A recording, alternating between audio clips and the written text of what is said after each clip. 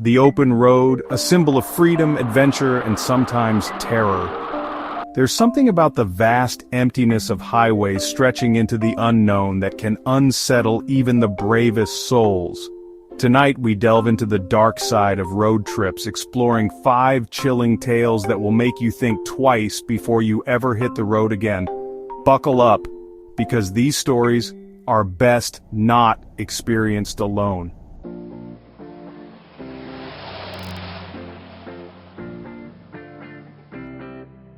It was supposed to be the perfect escape.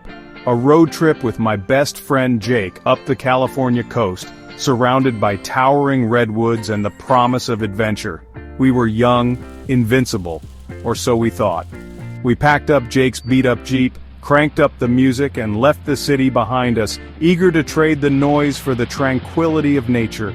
The first few hours were bliss. We shared stories, laughed at old jokes, and reveled in the freedom of the open road. But as the sun began to set, casting long shadows through the ancient trees, our light-hearted mood began to shift. We were aiming for a secluded campground we'd heard about from a friend, supposedly miles off the beaten path. As dusk settled, we realized we were hopelessly lost, our map useless in the dwindling light. Every turn seemed to lead us deeper into the woods, the towering redwoods now looming like menacing giants. The once comforting silence of nature had transformed into an unnerving quiet, broken only by the rustling of leaves and the distant cry of an owl. Panic started to set in. Jake, usually the calm one, was gripping the steering wheel so tightly his knuckles were white. The air inside the Jeep felt heavy, charged with an unspoken fear that we were not alone. Then, through the swirling fog and the darkness, we saw her. A lone figure standing by the side of the road, illuminated by the stark beam of our headlights. She was dressed in a white dress, her long dark hair obscuring her face. We both hesitated for a moment, debating whether to stop. Something about her felt off, but it was getting late, and the thought of leaving someone stranded out here in the middle of nowhere didn't sit well with either of us. Against my better judgment, Jake slowed the Jeep to a stop. As we pulled up alongside her, she turned, and for a fleeting moment, I saw her face. Her eyes were wide, hollow, reflecting the harsh glare of our headlights. Before either of us could speak, she raised a hand, pointing towards the back seat of our Jeep. It was empty, of course, but the way she stared, her gaze unwavering, sent shivers down my spine. Suddenly, she was gone. One moment she was there, bathed in the unnatural glow of our headlights, and the next, she'd vanished, leaving behind only the unsettling silence of the forest.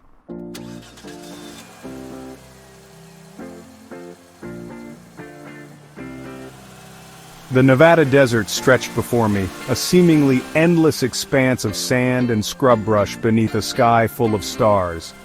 I was driving through the night, my headlights cutting through the darkness, the only signs of life for miles. It was my first solo road trip, a chance to clear my head and escape the pressures of city life. But as the hours ticked by and the silence stretched, a strange loneliness began to creep in. The radio had long since gone silent, only static filling the airwaves. I was beginning to regret my impulsive decision to embark on this journey alone. Then in the distance, I saw her. A figure standing by the side of the road, illuminated by my headlights. She was young, maybe in her early 20s, with long blonde hair and a backpack slung over one shoulder. She was waving her arms frantically, her face a mask of desperation. My instincts told me to keep driving. It was the middle of the night, in the middle of nowhere, and something about the situation felt off. But the thought of leaving someone stranded out here, especially a young woman alone, gnawed at my conscience. I pulled over a safe distance away, my heart pounding in my chest. As I got closer, I noticed her clothes were torn and covered in dust, and she was trembling, her eyes wide with fear.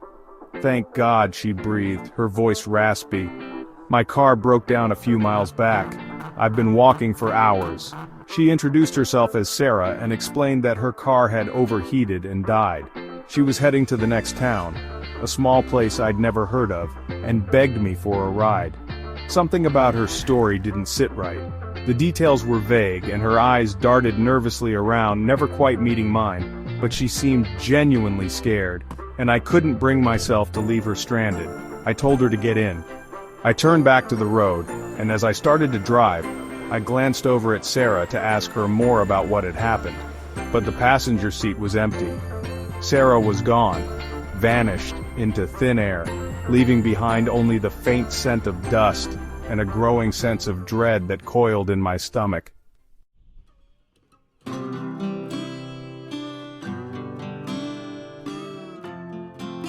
The Nevada desert stretched out before me, a desolate expanse of sand and scrub under a scorching sun. I was driving from Vegas to Reno for a fresh start, a chance to outrun some bad memories.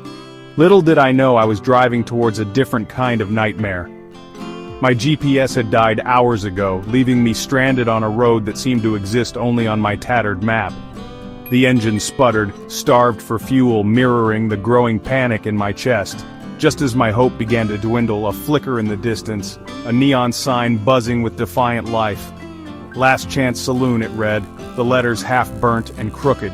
It wasn't much, but in that moment it was a beacon of hope. I pulled in, the engine groaning its last.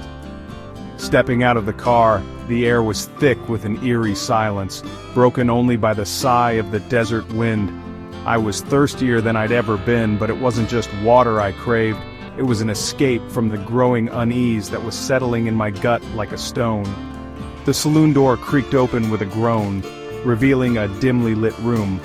Dust motes danced in the lone beam of sunlight slicing through the gloom. The bar was worn, scarred with time, and behind it stood a figure, tall and gaunt, with eyes that seemed to hold the weight of forgotten centuries. He poured me a drink without a word. The whiskey burned down my throat, offering a moment's respite from the fear that clung to me like a second skin. Stranded? The bartender finally rasped, his voice a low rumble that seemed to echo the emptiness of the desert. I nodded, unable to shake the feeling that I'd stumbled into a scene from a forgotten horror film. The silence stretched between us, punctuated only by the clinking of the ice cubes in my glass. Each tick of the unseen clock seemed to amplify the strangeness of the place, the isolation pressing down on me. "Don't worry," the bartender said, his voice barely a whisper. "Happens all the time out here." He gestured towards a dusty corner where a jukebox stood silent, its lights long extinguished. "Why don't you pick a song? I'll get you some company." His words sent a shiver down my spine. Company? Out here? But before I could question him further, he vanished through a door behind the bar, leaving me alone with my unease and the heavy silence of the saloon. Minutes stretched into an eternity. The jukebox remained silent. The promised company never materialized. I called out, my voice swallowed by the oppressive quiet. The hair on the back of my neck stood on end. Where had he gone?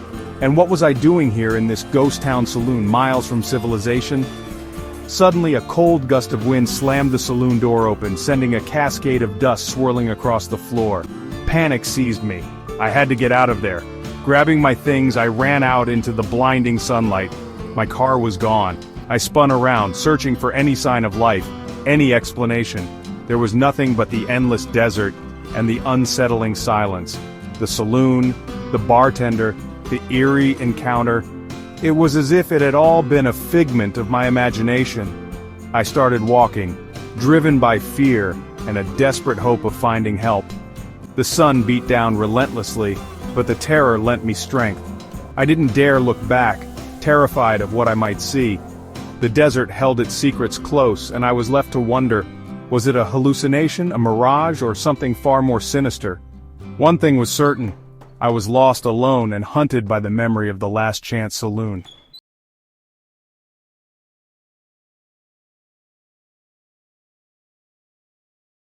Picture this, a moonless night, the kind that swallows even the faintest glimmer of light.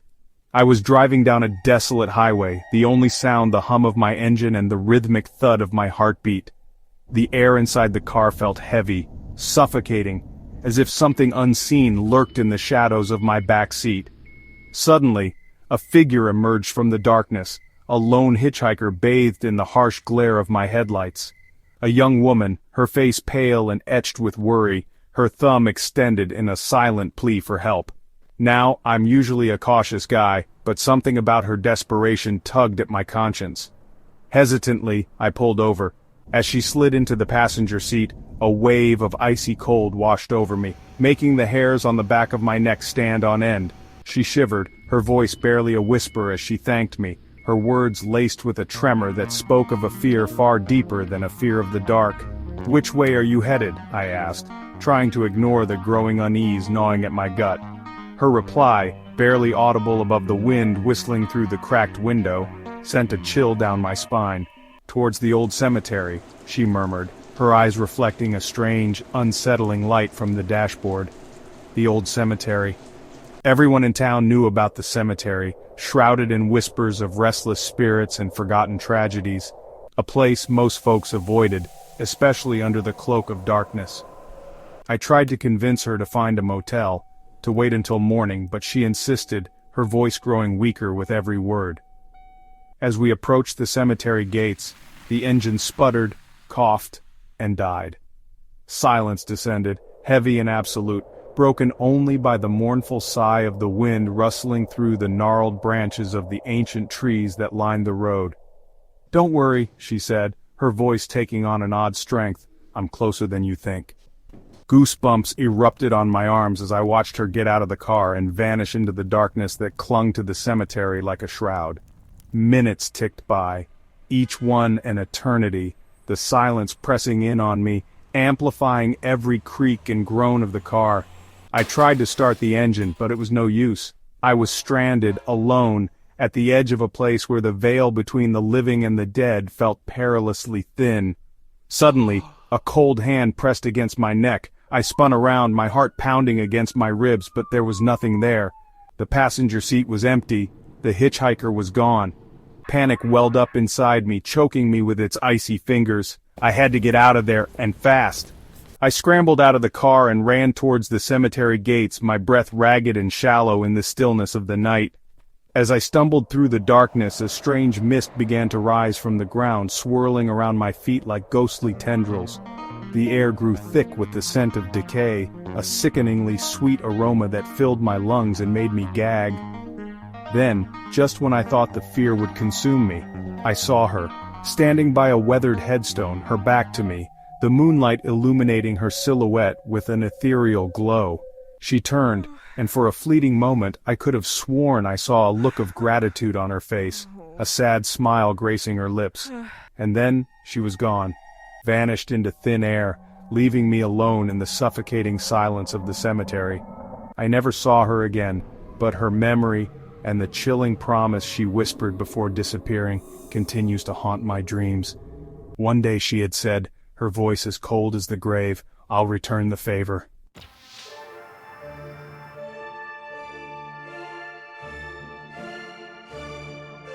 Have you ever felt a shiver down your spine, a sense of dread so profound that it stops you dead in your tracks, warning you of an unseen danger? That's exactly how I felt the moment I took the wrong turn on that seemingly ordinary road trip. It all started innocently enough. My friend and I were driving home from a weekend getaway, the setting sun painting the sky in hues of orange and purple. We were sharing stories, laughing, completely oblivious to the nightmare that awaited us. Lost in our conversation, we missed our turn off. No big deal, we thought, we'll just consult the map. But as I unfolded the worn-out paper, a cold realization washed over me. We were in the middle of nowhere, miles away from civilization, and the road we were on wasn't even marked.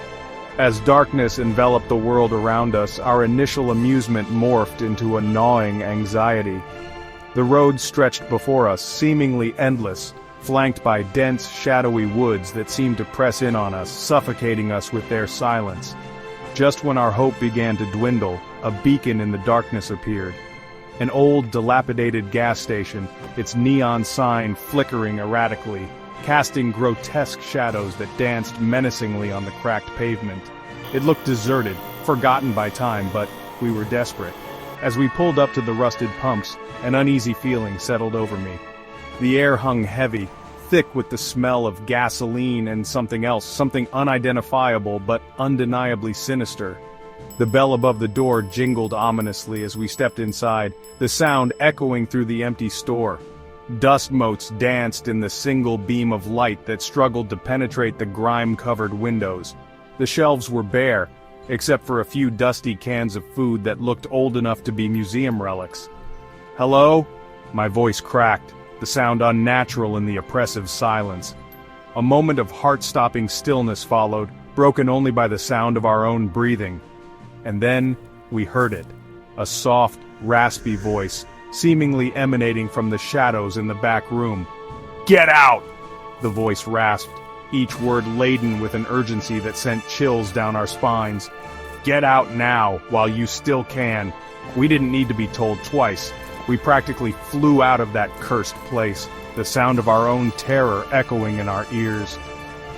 As we sped away, I risked a glance in the rearview mirror. Standing in the doorway, silhouetted against the flickering neon light, was a figure. Tall, gaunt, with eyes that glowed with an unnatural light, and then as quickly as it appeared, it was gone. We never looked back, never spoke of that night again. But the memory of that eerie encounter, the chilling warning from the shadows, continues to haunt us, a stark reminder that some roads are best left untraveled.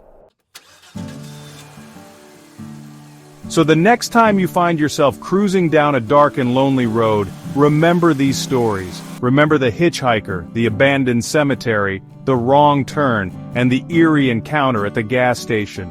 The open road can be a place of both freedom and fear, where reality bends and shadows whisper secrets best left unheard.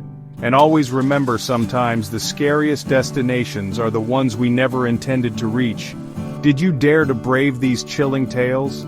If you did, hit that like button and share this video with your fellow thrill seekers. And don't forget to subscribe and hit that bell icon so you don't miss out on more spine-tingling stories from the dark side of the road. Until next time, sleep tight, if you can.